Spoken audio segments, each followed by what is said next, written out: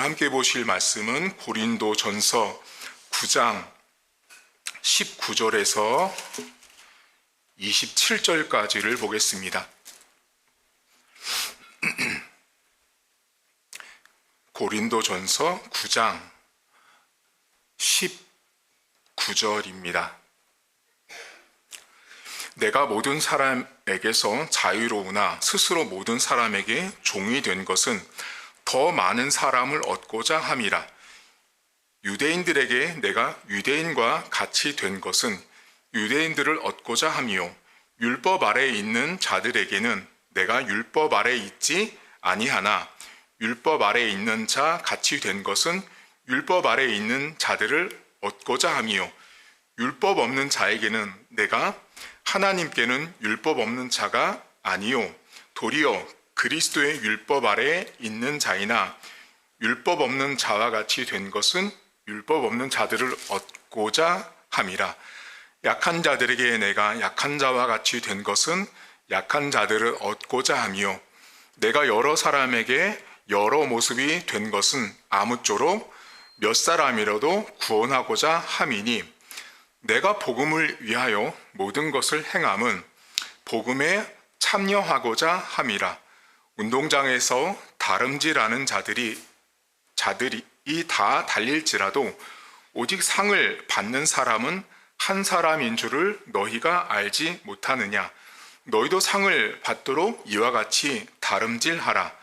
이기기를 다투는 자마다 모든 일에 절제하나니 그들은 썩을 승리자의 관을 얻고자 하되 우리는 썩지 아니할 것을 얻고자 하노라.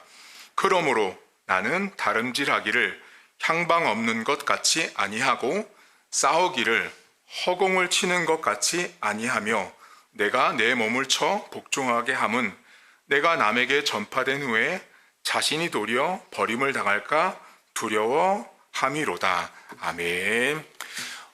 여러분들은 포기를 해본 적이 있으십니까? 포기한다라는 것은 뭐를 여러분에게 가져다 주죠? 여러분들이 뭔가를 포기할 때 느끼는 감정이 뭐예요?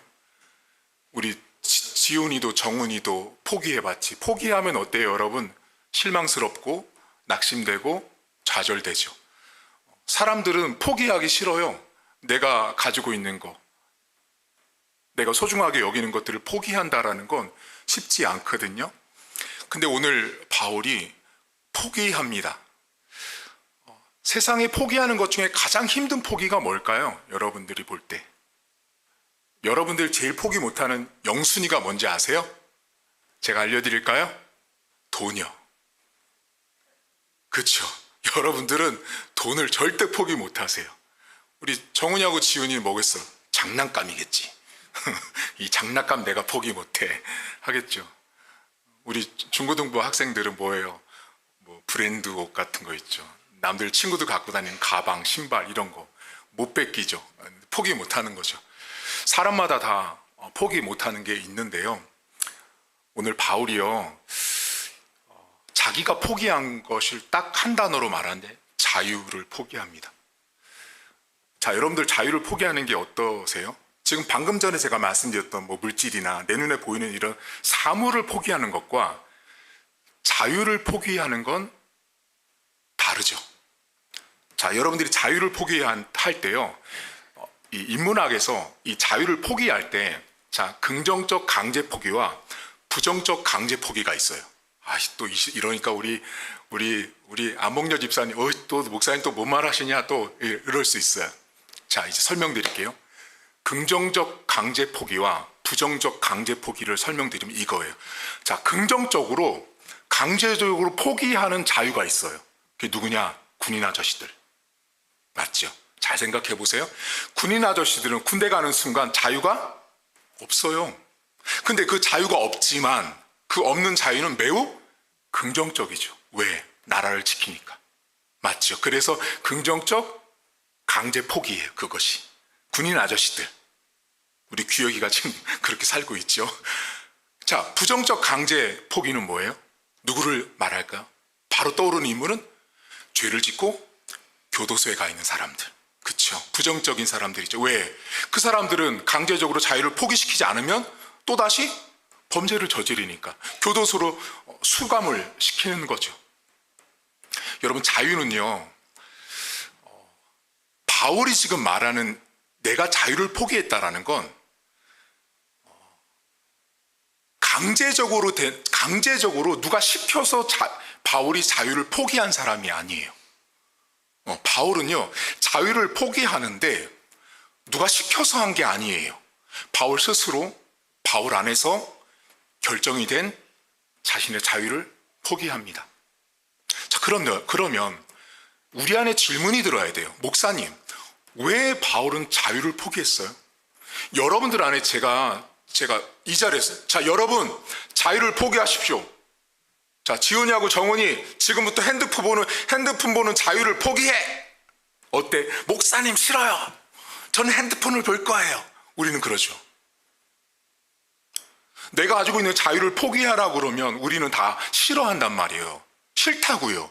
근데 바울은 자유를 포기합니다. 그럼 우리 안에 질문이 들어야 돼요. 목사님, 왜 바울은 자유를 포기했을까요? 무엇 때문에 바울은 자신의 자유를 포기했을까요? 라는 질문이 나와야 돼요. 그 질문에 답을 주기 위해서 바울이 갑자기 운동선수 이야기를 합니다. 자, 운동선수 이야기를 할 때 다름박질하는 사람, 운동선수를 다름박질하는 사람이라고 표현하는데, 운동선수가 열심히 다름박질하는 이유는 뭐예요? 본문에 상 받으려고죠. 상 받으려고. 메달을 타려고요. 여러분, 올림픽 같은 데 나가면 메달 타려고 열심히 달리잖아요. 자, 그러면 오늘 본문에 바울이요, 운동선수가 막 달려가는 모습을 설명할 때, 여러분 지금도 매년마다 몇 년에 한 번씩 열리는 올림픽 경기 기억나세요? 그 올림픽 경기가 오늘 우리가 읽은 성경의 기초가 되는 바울 당시부터 만들어진 게 올림픽 경기예요. 자, 그러니까 지금 바울은 올림픽 경기에나 있을 법한 그때 있었던 운동 경기를 말하는데, 오늘 본문에 나온 운동 경기는 뭐냐면, 목사님 여기 본문에 막 운동선수가 막 나왔잖아요. 상 받기 위해서 달리기를 해라.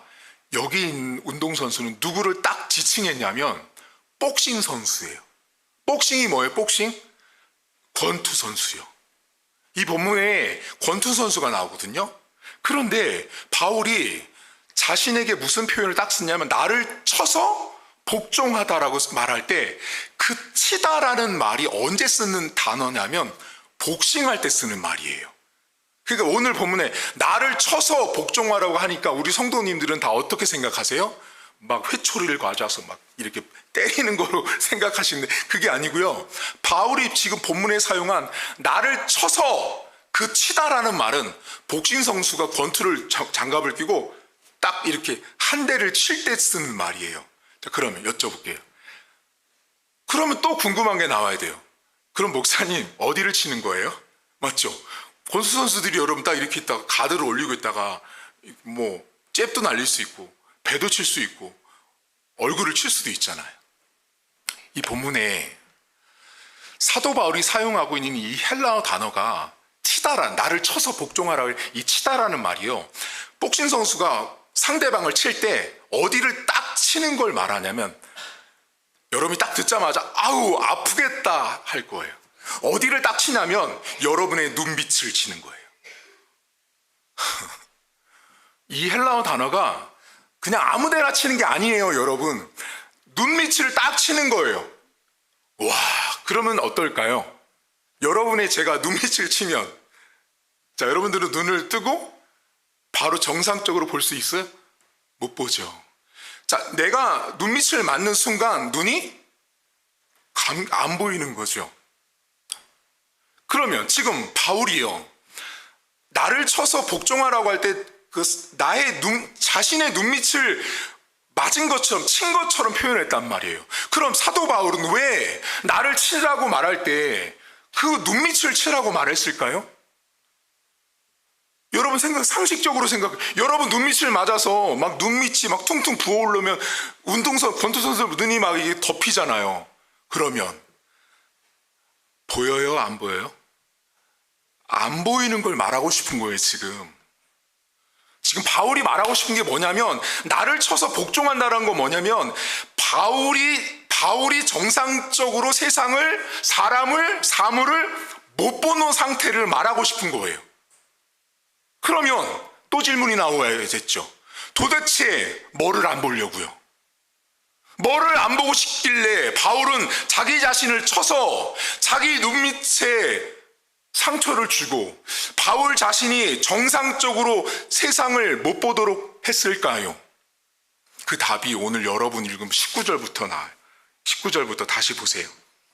여기 이렇게 나옵니다. 내가 모든 사람에게 자유가 있지만 내 스스로 모든 사람에게 종이 된 것은 더 많은 사람을 얻고자 함이라. 유대인에게는 내가 유대인같이 되고 율법 아래 있는 사람은 율법 아래 있는 사람처럼 되었다라고 말하죠.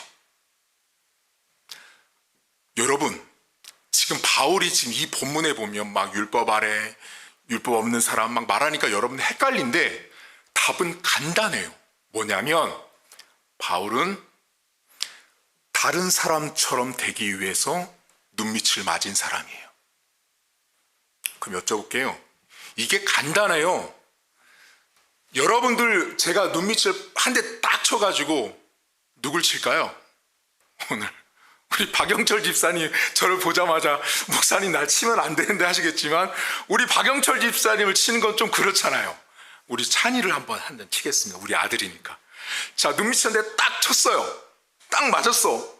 그 순간 내가 보고 싶은 대로 상대방을 못 보죠. 지금 바울이 여러분 왜 내가 유대인처럼 되고 헬라인처럼 되고 이방인처럼 되고 왜 자꾸 남처럼 된다고 말하냐면 내 눈을 가지고서는 저 사람을 복음을 경험한 사람답게 쳐다볼 수가 없는 거예요. 여러분들 여기 이렇게 우리 성도님들이 이렇게 앉아 있잖아요. 여러분들 스스로 여러분들의 눈을 쳐서 복종하지 않잖아요. 그럼 여러분들은 100% 어떻게 상대방을 바라보는지 아세요? 아이고 키가 크네, 이쁘네, 못생겼네, 잘 입었네, 못 입었네, 좋은 거 갖고 있네, 없네? 뭐예요? 내 눈으로 보는 거예요. 내 눈으로. 바울은 그 눈을 가지고서는 선교를 할 수 없었다라고 판단하는 거예요. 지난 시간에서 우리가 지금 선교학을 배우고 있잖아요. 바울은요, 내가 선교사가 된다. 여러분, 바울은 선교사예요. 바울이 선교를 한다라는 건 내 눈으로 세상을 보면 안 되는 사람인 거예요. 여러분들이 교회 와서 내가 크리스찬으로 산다라는 건 여러분 눈으로 교회를 보면 안 돼요. 내 눈으로 교회를 보고 세상을 보고 내 주변의 사람들을 보잖아요. 그럼 내 눈으로 보는 기준대로 상대방을 볼 수밖에 없는 거예요. 데이비드 보쉬라고 하는 신학자가 있어요. 오늘 여러분에게 알려드릴 텐데 이 보쉬라고 하는 신학자가 바울이 지금 자신의 눈을 쳐서 내 눈으로 세상을 안 보는 바울이 갖고 있는 복음의 세 가지 특징을 말해요. 첫 번째가 뭐냐면 이 보쉬가 이런 말을 해요. 복음은 반드시 유연성을 갖고 있다는 거예요. 복음의 유연성이에요. 자, 내 눈을 쳐서 내 눈으로 세상을 안 보고 상대방을 본다는 건 반드시 유연해야 돼요. 자, 여러분들이 누군가를요 마음으로 받아들일 때 여러분 마음이 딱딱하고 굳으면 유연하지 못하면 받아지든가요? 안 받아줘요. 여러분들 얼굴에요 이게 있어요. 얼굴에 나 목사님 오늘 유연해요. 나 오늘 좀 딱딱해요. 오늘 마음이 별로예요. 누군가를 받아줄 만한 지금 내 상태가 아니에요. 그게 얼굴에 있어요. 복음은 반드시 유연해야 합니다. 여러분들이 누군가를 받아주는 사람들이 되려면 내 마음부터 일단 유연하셔야 돼요. 근데 잘 안 되죠, 여러분들. 집에 가면 딱 만나자마자 유연해지지 않는 사람이 있죠. 딱 저 사람 보자마자 마음이 딱 굳어져가지고 딱 답답하거나 그런 사람들이 있어요. 복음을 만난 사람은 반드시 복음의 유연성을 갖고 있습니다. 여러분들은 복음을 만나고 교회를 다니잖아요. 그럼 내가 크리스찬으로 산다라는 건 반드시 유연해야 돼요. 하고 곧으면 바람이 불면 어때요, 여러분들? 부러지죠. 여러분들의 삶에 내가 하나님 백성으로 산다는 건 첫 번째, 복음의 유연성을 갖고 있으셔야 돼. 그러기 위해서 여러분 눈을 직접 치셔야 돼요. 두 번째가 뭐냐? 복음의 책임성이에요. 이 데이비드 보시가 복음의 책임성을 말해요. 여러분, 근데 한 가지 궁금한 게 있죠. 목사님, 바울은요 굳이 책임질 필요가 없잖아요. 맞죠? 저 사람이 예수를 믿든 안 믿든 교회를 다니든 안 다니든 나에게 상관없잖아요. 그렇죠? 그런데 복음을 만난 사람들은 반드시 복음의 책임성을 절감합니다. 복음의 책임성 때문에 저 사람에게 복음을 전하지 않을 수가 없는 거예요. 여러분들이 누군가를 만났는데, 믿지 않는 가족들을 만났는데 내가 복음의 책임성이 안 느껴지잖아요. 죄송하지만 여러분 스스로를 돌아보셔야 돼요. 내가 예수 그리스도를 믿잖아요. 그럼 반드시 그 사람 안에 뭐가 있냐면 복음에 대한 책임성이 일어나게 되어 있어요. 우리 권사님, 제가 볼 때는 우리 권사님 복음에 대한 책임성이 분명하신 분이에요. 계속 전하시잖아요. 만나는 사람마다. 복음의 책임성이 분명한 사람들은 복음을 말할 수밖에 없어요. 나를 쳐서 복종하는 첫 번째 유연성, 책임성, 마지막 세 번째가 뭐 복음의 공감성이에요. 공감할 줄 알아야 되는 거예요. 내가 복음을 만난 사람들은 반드시 공감하게 되어 있어요. 아픈 사람이 있고 힘든 사람이 있는데 아프든 말든 없든 말든, 지난주에 토요일날 교회 청소를 했어요. 근데 이제 우리 성탄트리 외벽 작업 내일부터 하거든요, 여러분. 내일 아침 8시 반부터 성탄트리 작업을 하는데, 누구라고 호명하면 또 그분 쑥스러워할까봐 이름은 호명하지 않을게요. 그 성탄트리 작업을 하는데 이제 우리 목적 헌금 다 걷었잖아요. 근데 거기서 조금 오버된 금액이 나왔어요. 근데 밥 먹다가 정말 이렇게 그 금액 오버된 금액이 나왔는데 우리 집사님이 그거 그날 바로 교회 통장으로 넣어주셨어요. 그래서 그분의 말이 딱 와닿았어요. 목사님, 그거 다 털고 가요, 우리. 그거 다 털고 가요. 뭘 빚을 나중에 가면, 저는 이제 사장님한테 내년 1월쯤 드리려고 했는데 집사님이 그거 다 털고 가자고. 이러니까 우리 성도님들도 도대체 그 집사가 누군지 엄청 궁금하시죠? 그렇죠? 알려드릴까요? 안복녀 집사님이에요. 멋진 분이라서 제가 호명해 드리는 거예요. 공감한 거예요. 책임을 느낀 거예요. 교회에 대해서, 사역에 대해서 함께 공감하고 책임을 느꼈던 집사님의 모습이었어요. 여러분, 제가 복음을 만났을 때 미쳤던 사람인 거를 아시나요? 지금은 별로 미쳐 보이지 않죠? 지극히 정상처럼 보이잖아요. 저는 복음 때문에 미쳐서 20대를 살았던 사람이었습니다. 오늘은 제 소시적 20대 초반, 군에 갔다 온 21, 22대 저의 작은 간증을 하나 하겠습니다. 선교와 관련된 이야기를 해서 부득불 이 간증을 해드리고 싶었어요. 저희 어머니 납골함에 가면 아주 작은 목걸이, 이 목에 거는 십자가가 저희 어머니 납골함에 있습니다. 저희 어머니 납골함에 가면 그 십자가가 있어요. 그 십자가는 제가 군대를 제대하고 20대 초반부터 32살 결혼하기 전까지 제가 11년을 목에 차고 다녔던 십자가 목걸이입니다. 그 목걸이를 차고 시청도 가고 교보문고도 가고 서울역도 가고 놀이터도 가고 식당도 가고 교회도 가고, 그렇게 20대에 목걸이를 차고 다녔어요. 왜요? 복음에 미쳐 있었거든요. 얼마나 미쳐 있었냐면요, 지나가다가 사람만 붙들면 복음을 전했어요. 제가 지금 그렇게 안 보이죠? 제가 입을 열어서 지나가는 사람마다 붙잡고 예수 믿으세요, 예수 믿으세요, 그렇게 했었어요. 그래서 어머니 소천하시고 납골함에다가 그 십자가 목걸이를 같이 넣어드렸어요. 저희 청춘이기 때문에 그 넣어드렸는데, 제가 20대 때 어떤 일이 있었냐면, 그때 막 복음에 막 불타 있었잖아요. 제가 아침 저녁 새벽 기도 항상 다니고, 저녁 되면 항상 저녁에 저희 본교회 지하 기도실에 기도하러 갔어요. 여러분 우리 지금 여기는 따뜻하고 좋잖아요. 저희 모교의 지하교도실은 그냥 시멘트 바닥이고 뭐 겨울에 가면 누가 뭐 히터를 틀어주나요? 없어요. 전체 냉난방기라서 안 틀면 그냥 추운 거예요. 냉골이에요, 냉골. 겨울에 군대를 졸업하고 그때가 22인가? 23이었던 것 같아요. 22 정도 됐던 것 같아요. 그때도 이제 기도하러 교회를 갔어요. 근데 저는 매일 저녁마다 9시에서 10시, 11시 요 사이에 계속 철야 기도를 했었거든요. 매일같이. 그럼 오면 강대상이 이렇게 있으면 여기 세면바닥 있잖아요. 세면바닥에 그냥 와서 무릎 꿇고 기도했어요. 그 세면바닥에서. 그러니까 젊음이 좋은 거예요. 젊음이 좋으니까 그 세면바닥에서 여러분 2시간을 무릎 꿇고 3시간을 무릎 꿇고 기도해도 하나도 안 힘들었어요, 제가. 그때 그렇게 기도를 했는데 그때 그렇게 기도하다가 그렇게 부르짖다가 사실 여러분 제가 이렇게 여러분 잘 아시겠지만 제가 찬양하다가 목이 막 가고 막 삑사리가 나고 막 하는 게 그 20대 때 거기 밤에 새벽에 나와서 부르짖다가 목이 다 상했어요.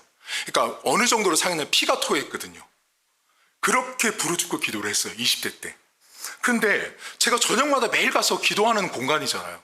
근데 어느 날 이제 기도하러 왔는데 불이 다 꺼지잖아요, 여러분. 사람 느낌이라는 게 있어요. 기도를 막 하는데 등골이 싸한 느낌이 있는 거예요. 그런 적 있으시죠? 근데 깜깜해요. 그 겨울에, 한겨울인데 추운데 이제 오리털 파카를 입고 이렇게 옷을 입고서 있는데 뭔가 등골이 싸한 느낌인데 이거 누가 뒤에 있구나라는 생각이 딱 드는 거예요, 느낌에. 그래서 기도를 하다가 무서워서 기도를 멈추고 뒤를 돌아봤는데 깜깜해요. 저 뒤에 비상구등만 딱 보이는 거예요. 아무도 없단 말이죠. 그래서 다시 기도를 하는데 아무래도 이상해. 누가 있는 것 같아요. 그래서 기도를 멈추고 터벅터벅 걸어갔는데 제가 그냥 기절초풍했잖아요. 본당 맨 뒤에, 지하기도실 맨 뒤에 갔더니 장의자, 옛날 여러분 교회 가면 장의자 긴 거 있잖아요. 그 장의자 밑에 노숙자가 잠을 주무시고 계신 거예요. 교회에서 노숙인이 들어와서 잠을 주무시고 계시는데 한 번도 없었거든요, 그런 일이. 근데 그날따라 제가 그걸 느낀 거예요. 그 왔는데 노숙인이 이렇게 잠을 주무시고 있는데 제가 그 당시에 여러분 그랬잖아요. 십자가 목걸이 걸고 다니고 그때도 십자가 목걸이 걸고 있었으니까 마음이 엄청 복음으로 뜨거워 불타 있는 상태였어요. 그분을 봤는데요. 순간 예수님이 누워있는 것 같은 거예요. 제 눈에, 제 마음에 노숙인으로 안 보이고 예수님이 누워있는 것처럼 보이는 거예요. 보니까 그냥 우리말로 호껍데기라고 그래서 얇은 거 있잖아요. 봄에나 입을 듯한 옷을 입고 그 시멘트 바닥에 이렇게 웅크리고 주무시고 있는 거예요. 근데 제가 그분을 깨웠어요. 어르신 여기서 있다가는 큰일 납니다. 그랬더니 하룻밤만 자게 해달래요. 여기서. 그래서 저는 여긴 청년인데 제가 여기 관리자가 아닌데 여기 우리 집사님한테 말씀을 드릴 테니까 방으로 가서 주무시는지 하라 그랬더니 여기 자기가 예전에도 한 번 왔다가 쫓겨났대요. 말하면 나 내쫓을 거래요. 냄새 난다고. 그래서 여기서 하룻밤만 자게 해달래요. 그 어르신은 거의 60대였고 저는 20대였으니 얼마나, 근데도 저한테도 그렇게 깍듯이 존댓말을 하시는 거예요. 그래서 알겠다고. 그리고 나서 이제 그분이 이제 다시 누워 있는데 제가 그 순간 정신이 없이 집으로 막 달려가기 시작합니다. 저희 집까지. 정신없이 달려갑니다. 가기 전에 제가 그 어르신한테 한마디 했어요. 어르신 잠깐만 기다려달라고. 막 달려가서 집에 있는 한 번도 입지 않은 오리털 파카를 꺼냅니다, 제가. 그러면 목사님, 그 한 번도 안 입은 오리털 파카는 뭐예요? 여러분, 지금부터 30년 전이에요. 그때 오리털 파카 흔하지 않았어요. 비쌌어요. 그때 저희 어머니가 저를 기도해 주시는 저희 양어머니가 있어요. 저희 어머니가 지금까지도 우리 설립 때도 오시고 지금도 계속 연락하시는 어머니께서 그 오리털 파카를 그 당시 30만 원이 넘는 돈을 주고 사주셨어요. 너무 고가예요. 그 선물은 뭐였냐면 제가 군대를 제대했다라는 기념으로 사주신 거였어요. 그런데 그 어르신을 보는데 그 오리털 파카가 생각이 나는 거예요. 그리고 집에 가서 그 오리털 파카를 가져와서 그분을 끄집어내고 그 오리털 파카를 입혀서 보내드렸어요.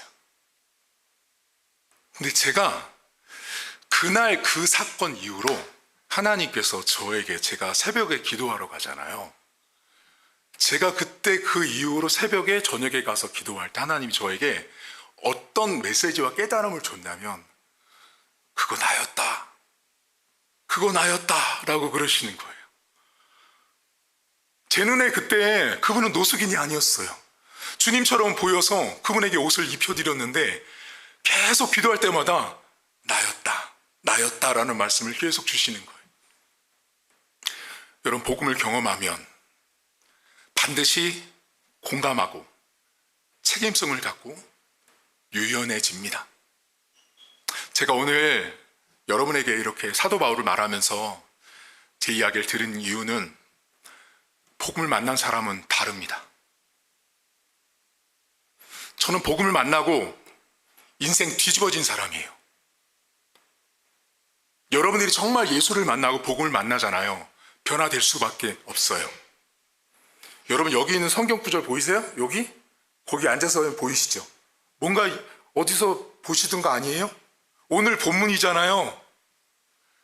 모르셨죠, 이거? 근데 목사님이, 근데 왜 하필 목사님 저 오늘 본문을 여기다 갖다 붙여놓으셨어요도 모르셨죠? 기억나세요? 제가 작년에 말씀드렸는데, 제가 요 절 한 절 가지고 박사 논문 받은 구절이잖아요. 이 구절이요. 제가 박사 논문 받은 구절이라서 여기다가 붙여놓은 거예요. 근데 여기에 뭐가 있어요? 자유를 포기했잖아요. 제가 여러분과 신앙생활 하면서 계속 마음에 다잡는 게 있어요. 내 자유를 포기한 자로 사역하는 거예요.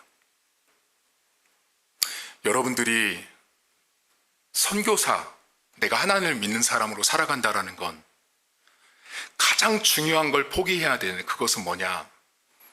여러분의 자유를 포기하셔야 돼요. 여러분, 자유를 포기하려면 반드시 비용을 지불해야 돼요. 오늘 정훈이하고 지훈이가 왔는데, 지훈아, 정훈아, 쟤네들은 여러분보다 비용 지불을 훨씬 많이 한 친구들이에요. 왠지 아세요? 이 예배는 어른 예배인데 어른 예배에 불구하고 애들이 와서 앉아있잖아요. 쟤네들이 여러분에게 이렇게 말해도 여러분 할 말 없어요. 잘 봤지? 내가 이렇게 예배 드려주는 거. 어른들 앞에 와서. 초등학교 1학년, 2학년이에요, 지금. 내가 이렇게 예배 드리는 거 봤지, 어른들? 저 아이들은 이 예배에 들어오기 위해서 자신들의 자유를 포기한 친구들이에요. 여러분들도 마찬가지예요. 내가 신앙생활을 한다라는 건요, 내 자유를 포기하고 비용을 반드시 지불해야 돼요. 선교는 선교사님들이 하는 거 맞아요. 돈으로 하는 거 맞아요. 근데 그 출발과 중심 안에는 내가 가지고 있는 자유를 내려놓고 포기할 줄 아셔야 돼요. 여러분, 이번 주 살아가시면서 복음이 갖고 있는 유연함을 발휘하십시오. 그리고 복음이 갖고 있는 책임성을 가지고 살아가십시오. 그리고 복음이 갖고 있는 공감력을 가지고 살아가세요. 이 세 가지를 반드시 기억하세요. 첫 번째가 뭐라고요? 유연함. 두 번째가 뭐라고? 책임감. 세 번째, 공감. 이게 떠오르지 않으세요? 그럼 이거 떠오르세요. 우리 목사님이 오리털 파카 드린 거. 이렇게 생각하시면 돼요. 그러면 그 세 가지가 딱 떠오를 거예요. 공감력, 책임성, 유연성. 그것을 가지고 이번 주도 사람들을 만나시고 내가 하나님 백성다운 삶을 살아갈 수 있기를 주의 이름으로 축복합니다. 이 시간 우리 한 가지만 기도하겠습니다. 하나님, 제가 복음을 만난 사람답게 유연하게 하옵소서, 책임감을 갖게 하옵소서, 공감력을 갖게 하옵소서라고 말씀 생각하면서 함께 이 시간 통성으로 기도하겠습니다. 하나님 아버지, 오늘도 감사합니다. 하나님, 우리는 늘 하나님 앞에 부족하고 연약합니다. 주님 앞에 복음을 만나고 복음을 경험한 자답게 우리가 살게 하옵소서. 하나님, 오늘도 우리가 예수 그리스도를 만나고 예수님 때문에 이 자리에 와 있는 존재라는 사실을 기억하게 하시고, 그래서 하나님의 은혜 가운데 내가 누군가를 만나도, 누구를 대해도 내가 내 안에 유연함이 있도록 도와주시고, 내가 복음에 대한 책임감을 가지고 다른 영혼들을 볼 수 있도록 도와주시길 원합니다. 하나님, 다른 사람의 상처와 아픔과 어려움에 대해서 우리가 공감할 수 있도록 있도록 도와주시길 원합니다. 나만 보는 자가 아니라 다른 사람의 상태와 환경과 배경들까지도 바라볼 줄 아는 그런 신자로 살아갈 수 있도록 하나님 도와주시길 원합니다. 복음을 만난 자로서 살게 하옵소서. 복음을 경험한 자답게 살아가게 하옵소서. 복음 안에서 살아갈 수 있도록 하나님 사랑하는 성도들을 축복하시고 인도하시고 하나님 기름 부어 주시길 원합니다. 그래서 하나님의 은혜가 우리 성도들의 삶에 내 삶 속에서 내가 유연하고 책임감을 가지고 내가 공감 능력을 가지고 산다면 나는 내 삶에서 선교사로 살고 있다는 사실을 기억하는 우리 성도들 되게 하시고 이번 주도 그렇게 삶의 실천이 있도록 하나님 도와주시옵소서. 하나님 아버지, 우리는 복음을 만난 자로서 살아가야 함에도 불구하고 그렇게 살지 못할 때가 훨씬 많습니다. 하나님 목회자로 수십 년을 살면서 제가 20대 때 하나님 앞에 체험하고 경험했던 것들이 세월 앞에, 시간 앞에 때로는 퇴색하고 무너지고 그렇게 20대 때처럼 더 열심히 복음을 전하지 못하는 저의 모습을 볼 때마다 스스로 나를 자책하고 나를 정죄한 적도 많습니다. 하나님 아버지, 하나님께서 저를 복음으로 변화시켜 주셨고 복음 앞에 내가 예수 그리스도를 만남으로 인하여 눈물 콧물 흘리며 3시간 4시간씩 기도를 하고 밤새도록 철야를 해도 목에서 피가 터져 나와도 그 복음이 즐거웠고 복음이 기뻤고 복음 앞에 서 있는 내 자신이 부끄럽지 않았던 세월을 살게 하셨습니다. 하나님, 그렇게 하나님 앞에 복음으로 빚진 자로서 살았음에도 불구하고 여전히 하나님 앞에 불충하고 믿음 없을 때가 훨씬 더 많은 세월을 살고 있음을 하나님 앞에 회개합니다. 하나님 아버지, 사랑하는 성도들 이번 한 주도 복음 앞에 서 있는 유연함을 갖도록 하나님 도와주시길 원합니다. 사람들 앞에 유연한 사람이 되어야 합니다. 딱딱하고 굳어있는 마음 상태가 아니라 넉넉한 자, 마음을 열 수 있는 자로서 살아갈 수 있도록 도와주시길 원합니다. 하나님, 내가 복음 앞에 책임감을 갖길 원합니다. 다른 누가 복음을 전하겠지가 아니라 내가 전해야 한다는 사실을 기억하게 하셔서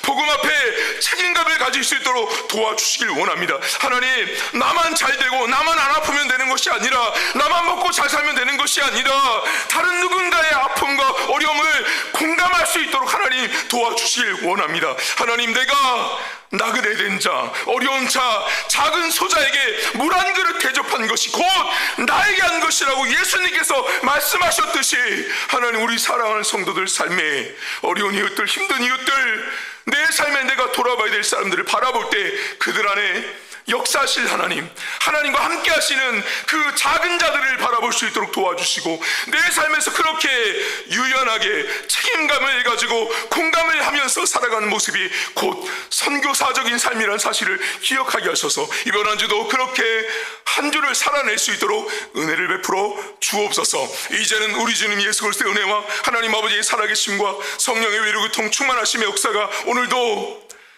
나의 자유를 포기하고 그래서 많은 사람들 앞에 유연하며 복음을 믿지 않는 사람들에게 복음을 전하기로 하는 그 책임감을 내가 갖고 또한 어려운 이웃들을 바라보며 복음 앞에 공감 능력을 갖겠다고 다짐한 사랑하는 성도들 머리머리 위에 이제로부터 영원토록 함께 있을지어다. 아멘.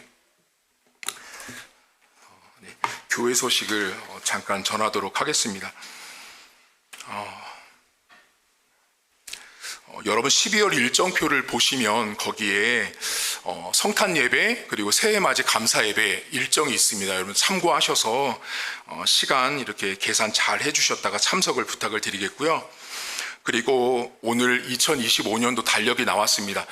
여러분 가실 때 2개를 가져가시면 돼요. 오늘 오신 성도님들은 가정당 벽걸이 달력 하나, 탁상용 달력 하나씩 가져가시면 되세요. 그런데 벽걸이는 하나 더 가져가실 수 있으세요. 탁상은 하나인데 벽걸이는 집에도 하나, 사업장에도 하나 이렇게 가져가실 수 있으니까 가정당 하나씩 챙겨 가시면 될 것 같고요. 그리고 이번에 달력은 박규성 목사님이라고 저를 많이 아껴주시는 목사님이 계세요. 목사님께서 이렇게 헌신해 주셔서 우리 교회를 도와주셨습니다. 그리고 1층에 여러분 작년에 이어서 우리 1층에 보면 여러분 우리 교회 또 주차를 해요. 저도 주차하고 진 목사님도 이렇게 주차를 하는데 올라오시면 알지만 이게 비탈길이다 보니까 겨울에 제설을 해야 돼요. 근데 이 제설할 때 염화칼슘을 뿌리는데 우리는 3층에 있으니까 아무것도 안 하잖아. 근데 1층에 카센터 사장님과 직원들이 이번 주 눈 많이 왔잖아요. 그분들이 다 치워주세요. 그래서 작년에도 그래서 너무 그 수고에 감사해서 작년에 염화칼슘 20kg짜리 한 포대 드렸는데 올해는 2포대를 우리 교회에서 기증했어요. 그래서 우리가 못하는 일이잖아요. 안 그러면 저희 주차를 할 수가 없어요, 여기다가. 근데 그래서 성도들 마음 담아서 우리가 2포대를 이렇게 기증해서 이번 주에 잘 사용을 하셨습니다. 그리고 신입 집사님 교육이 있어요. 이번에 우리 김기덕 이제 집사님 되시고 우리 윤홍남 집사님 되시고 정성희 집사님 되시는데 날짜 보시면 교육하는 날짜가 있어요. 이날 꼭 오셔서 교육을 받고 12월 22일 날 임명을 합니다. 그리고 교육 시간은 길지 않아요. 여러분들이 가져가신 책만 다 보셔도 되니까 책을 다 읽으시고 제가 잠깐 서머리해서 책 1시간도 안 걸려서 짧게 끝내드릴 거예요. 그래서 집사 교육이 있으니까 참고하시면 될 것 같고요.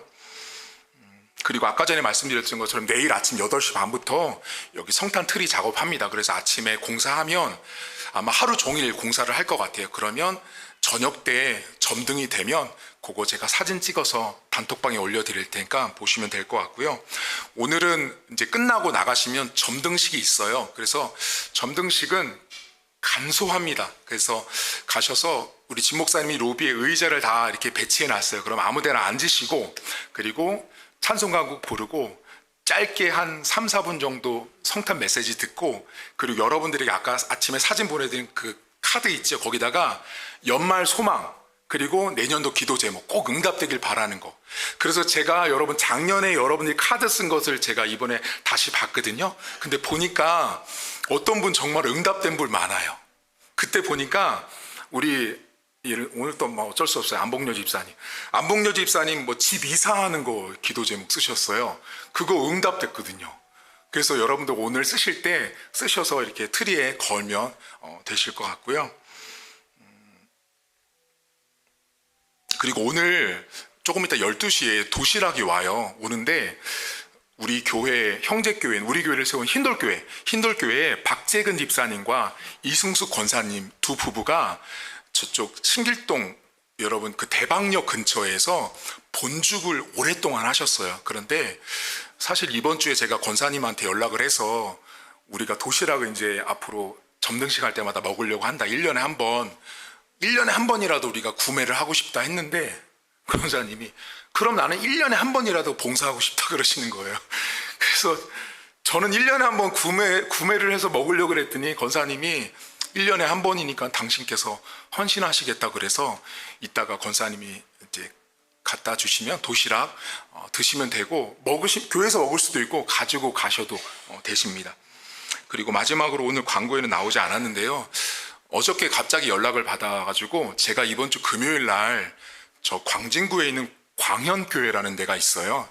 저의 신대원 동기 목사님이 담임 목회하는 교회인데 60년 된 교회예요. 오래된 교회인데 거기 교회에 그 교구장 권사님 뭐 집사님들에서 우리로 치면 리더 되시는 분들이 무슨 방학을 하나 봐요. 그래서 거기에 방학할 때 설교해달라고 그래서 이번 주 금요일 날 아침에 10시 반부터 집회가 있대요. 그래서 10시 반부터 집회에 갔다 오니까 여러분 생각나실 때 기도해 주시면 감사하겠습니다. 그러면 오늘은